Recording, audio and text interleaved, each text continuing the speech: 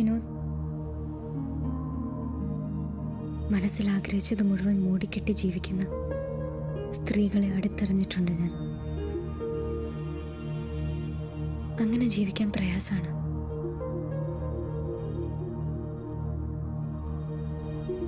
എനിക്കത് പറ്റില്ലെന്ന് തോന്നിയതുകൊണ്ട് വിനോദിനോടത് പറയാൻ തീരുമാനിച്ചത്. എനിക്കിഷ്ടമാണ്.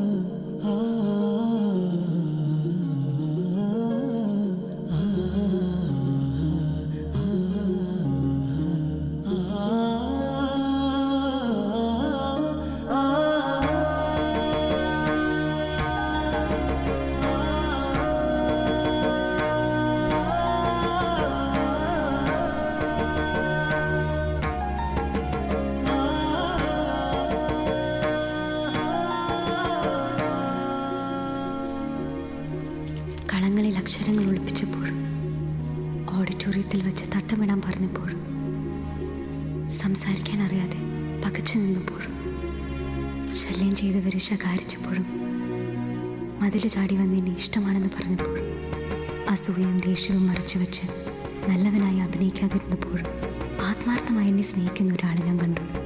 അയാളുടെ ജാതി, മതം, ജീവിതം, ചുറ്റുപാട് ഒന്നും എനിക്കറിയില്ല.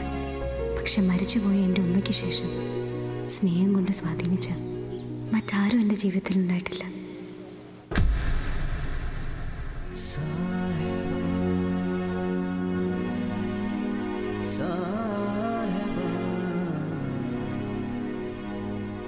യാഥാർത്ഥ്യവും സ്വപ്നവും തമ്മിൽ വേർതിരിച്ചറിയാൻ പറ്റാത്ത അവസ്ഥയിലായിരുന്നു ഞാൻ.